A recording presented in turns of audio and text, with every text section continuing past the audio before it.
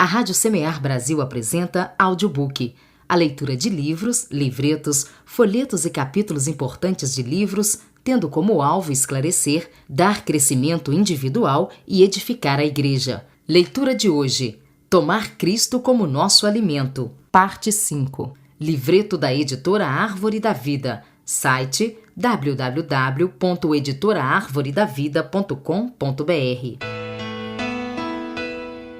Tomar Cristo como nosso alimento. Que é vida? Vida é o próprio Deus. Há 3 termos para vida em grego. O primeiro é bios, que denota a vida física. O segundo é psique, que denota a vida humana. Nos evangelhos, o Senhor Jesus usa essa palavra muitas vezes. A vida da alma é a vida natural, o ego do homem, ou o ego humano. O terceiro termo é zoé, que se refere à vida divina, à vida eterna, incriada. João 3,16 diz que todo o que crê no Filho não perece, mas tem a vida eterna. O Senhor Jesus disse: "Eu vim para que tenham vida." João 10,10. O vocábulo vida nessas passagens é zoé. Portanto, em soma, a vida física é bios, e a vida natural é psique, e a vida divina é zoé. Irmãos, antes de vocês terem sido salvos, e antes de amarem o Senhor, o seu viver e comportamento dependiam das determinações interiores. Além disso, seus sentimentos, pensamentos e emoções, como alegria, ira, tristeza, deleite, dependiam da psique. O que a psique decidia interiormente expressava-se pela bios exteriormente. Vocês viviam pela vida natural e pela vida física, mas um dia foram salvos e começaram a amar o Senhor. Nas profundezas do seu ser, ou seja, no seu espírito, vocês receberam outra vida. Desde que creram no Senhor Jesus, invocando-o, tem havido algo misterioso em vocês. Essa coisa misteriosa é o próprio Deus como a vida de vocês. Essa vida em vocês o supre, sustenta, dirige e quer expressar-se a partir do seu interior. É correto dizer que isso é ser tocado pelo Espírito Santo. Pode-se dizer até que isso é Deus a se mover, ou ainda que isso é Cristo vivendo em vocês. São maneiras diferentes de se referir à mesma coisa, isto é, que o Deus eterno entrou em vocês para ser a sua vida. Esse Deus, que é a nossa vida, é o Espírito que dá vida. O último Adão tornou-se Espírito que dá vida. 1 João capítulo 15, versículo 45, parte B. Deus criou todas as coisas, tornou-se homem, morreu na cruz e tornou-se Espírito. Portanto, esse Espírito é o Deus que criou todas as coisas. Tornou-se homem e morreu na cruz para realizar a redenção. Hoje, Ele entrou em nós para ser nossa vida e nosso tudo. Esse é o item central da Bíblia. Você pode dizer que esse Espírito que dá vida é Deus, que é o Senhor e que é Cristo. Também pode dizer que é Jesus. Todos referem-se ao mesmo. Não seja influenciado pelos ensinos tradicionais do cristianismo. Sei que entre muitos cristãos as doutrinas da Trindade são muito populares. Muitos falam acerca do Santo Pai, do Santo Filho e do Santo Espírito e falam deles como se fossem 3 pessoas. Não digo que não haja nenhuma doutrina correta acerca da Trindade, mas você não deve tentar lidar com essa verdade como doutrina, pois a sua mente não será capaz de entendê-la por completo. No ano passado, visitei as igrejas em várias cidades e meu único encargo era mostrar que não se pode ter total clareza acerca do Pai, do Filho e do Espírito. Alguns talvez pensem que têm muita clareza acerca do Deus triuno, mas eu lhes digo que isso é impossível. Não podemos ter clareza nem acerca de nós mesmos, muito menos acerca de Deus, não é verdade? Do Deus triuno. Se você não acredita em mim, deixe-me fazer algumas perguntas. Você tem alma? Tem coração? Tem espírito? Tem mente? Tem consciência?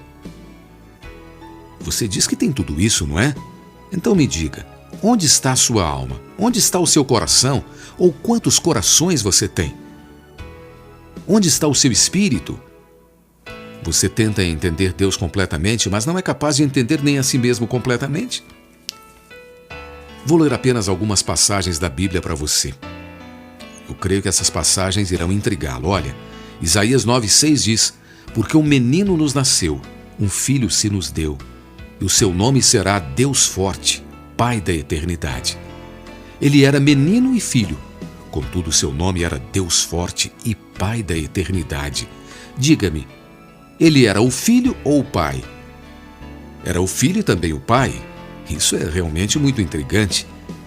Antes eu pensava que tinha muita clareza acerca do Deus triuno, o Pai, o Filho e o Espírito, mas após ler Isaías 9,6, muitas vezes, várias vezes, eu fiquei realmente muito intrigado. Vamos ler agora João capítulo 1, versículo 1. No princípio era o Verbo, e o Verbo estava com Deus, e o Verbo era Deus. Primeiro diz que o Verbo estava com Deus, portanto deviam ser dois. A conjunção com indica isso. Mas depois diz: o Verbo era Deus. Por essas palavras dizemos que são só um. Afinal, o Verbo e Deus são dois ou um? Esse, portanto, é outro versículo intrigante. Vejamos agora 2 Coríntios capítulo 3, versículo 17. Ora, o Senhor é o Espírito, e onde está o Espírito do Senhor, aí há liberdade. A primeira parte do versículo diz que o Senhor é o Espírito. Portanto, o Senhor e o Espírito são um só. Mas a seguir, refere-se ao Espírito do Senhor. Portanto, o Espírito e o Senhor são, obviamente, duas entidades. Diga-me, o Espírito e o Senhor são um ou dois? Esse é outro versículo que nos intriga, não é verdade? Portanto, não espere ter um entendimento claro acerca de Deus e da pessoa do Senhor Jesus. Se pensar que tem clareza, estará encrencado. É melhor não ter tanta clareza. É o mesmo que conseguir explicar o seu coração, alma, espírito, mente, não é? Emoção, vontade, consciência, explicar tudo isso tão claramente como consegue fatiar um queijo. O Deus triuno é um mistério. Não tente compreender isso com o entendimento próprio. Não pense que o Pai é uma pessoa, o Filho outra, e o Espírito uma terceira. Quando você começa a vê-los dessa forma, por fim acaba com três pessoas separadas, e o resultado será uma grande heresia. Deus criou, ele se tornou homem, ele morreu na cruz. Esse ele, quer seja o Pai, o Filho ou o Espírito, é agora o Espírito que dá vida. Ele é totalmente uma história do Espírito. Digo isso segundo a Bíblia e segundo a nossa experiência. Lembro-me de que, quando jovem, sempre que orava, eu não sabia se deveria dirigir-me a Deus como Pai ou como Senhor. Na experiência, quando orava, tinha a sensação de que o Senhor era o Pai e o Pai era o Senhor. Isso é de fato assim. Você não consegue fazer distinção clara. Talvez ore, ó Pai do céu, ó Senhor, ou ó Deus. Às vezes pode orar, ó Senhor Jesus. Na verdade, quantos há aqui? Eu não digo quantos, mas sei que Ele é o Pai, é Deus, é o Senhor, é o Espírito e é Jesus. Aleluia! Por vezes você precisa invocar, ó Senhor. Outras vezes é adequado invocar, ó Pai. E ainda outras vezes você invoca, ó Senhor Jesus. Portanto, não tente entender, pois não conseguirá. Todavia, quer tenhamos clareza, quer não, podemos de fato ter a experiência. Ó Senhor Jesus, ó Deus Pai, Abba Pai, ó Deus. Quando você invoca dessas maneiras todas, você se enche da doçura de Deus interiormente. O nosso Deus é um mistério. Não conseguimos entendê-lo nem podemos explicá-lo totalmente com a nossa linguagem humana. A mente humana é muito limitada. Já fiz um teste com algumas pessoas. É certo dizer que temos os pés sobre a terra e a terra sob os pés? Você pode dizer que sim. Porém, se perguntar aos que estão do outro lado do planeta, eles também dirão que têm a terra sob os pés. Quem está em cima e quem está embaixo, afinal de contas? Portanto, não confie demais na sua mente. Ela é limitada. Não confie demais nos sentimentos, que são ainda menos confiáveis. Você tão somente precisa desfrutar Deus em toda a simplicidade. Como desejo que todos abandonemos o velho caminho da degradação espiritual, que é o caminho das doutrinas. Hoje queremos seguir o novo caminho da restauração do Senhor, o caminho do Espírito. Talvez não entendamos as doutrinas, mas ainda podemos desfrutar desse Deus maravilhoso todos os dias. O último Adão tornou-se o Espírito que dá vida.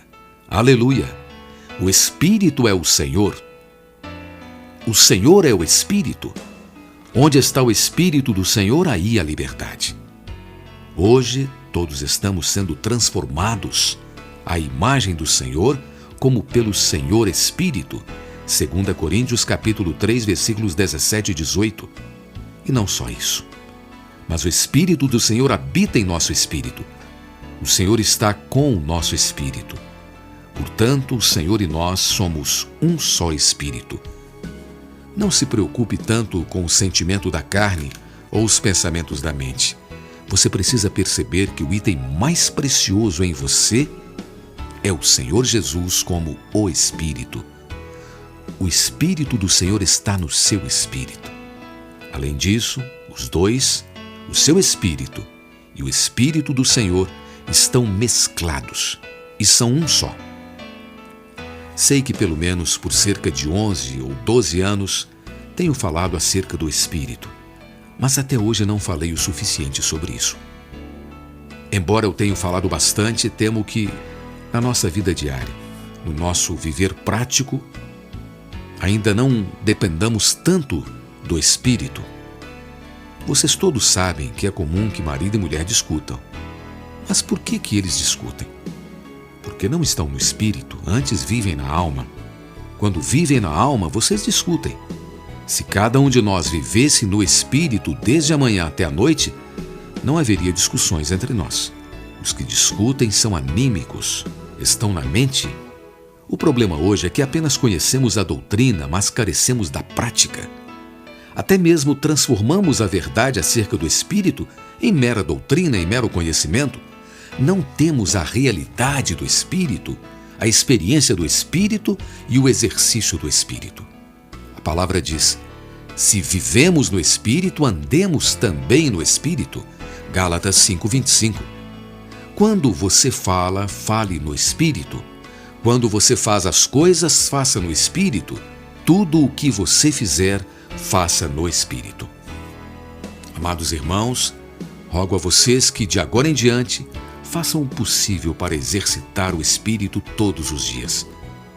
A fim de exercitar o Espírito, vocês devem invocar: ó Senhor Jesus. Além disso, devem tomar a palavra com oração, ou ler e orar a palavra. Por outro lado, vocês invocam: ó Senhor Jesus. E por outro, vocês leem e oram a palavra. Por certo, se tocarem o Espírito diariamente, dessas duas formas, invocando o nome do Senhor e tomando a palavra com oração, vocês serão cheios do Espírito. Então a Bíblia para vocês não será mais um livro para ser entendido, antes será um livro vivo e resplandecente. Sempre que a lerem, provarão sua doçura e receberão o suprimento do Senhor. Esse é o verdadeiro comer do Senhor. Hoje o Senhor é o Espírito, e não apenas isso. Ele também é a palavra, o Verbo, e está nas suas palavras. O próprio Deus está na palavra. O seu espírito precisa abrir-se para o Senhor e para a Bíblia. Usar o seu espírito para ler, orar a palavra é muito mais eficaz e muito mais rico do que apenas ouvir uma mensagem. Você receberá mais suprimento por meio dessa prática do que simplesmente ouvir uma mensagem. Você experimentará o Senhor como o Espírito e também o experimentará nas suas palavras. Como resultado, você será plenamente satisfeito ao desfrutá-lo. todas as dificuldades desvanecerão. A morte será tragada, as trevas serão todas dissipadas e a fraqueza se tornará em força. Por conseguinte, no viver diário, você será unido ao Senhor. Mas não doutrinariamente, unido ao Senhor de modo prático. Além disso, nesses momentos, você certamente viverá no corpo de Cristo, na igreja, pois a vida desse Espírito é corporativa e não individual. Quanto mais você desfrutar o Senhor e viver no Espírito, mais desejará ter a vida da igreja e cooperar com os outros para o testemunho do corpo. Que o Senhor nos conceda misericórdia, a fim de que, nesses últimos dias tão difíceis, estejamos no fluir da sua restauração cada vez mais e mais. Amém. A Rádio Semear Brasil apresentou Tomar Cristo como Nosso Alimento, Parte 5. Audiobook. A leitura de livros, livretos, folhetos e capítulos importantes de livros, tendo como alvo esclarecer, dar crescimento individual e edificar a igreja.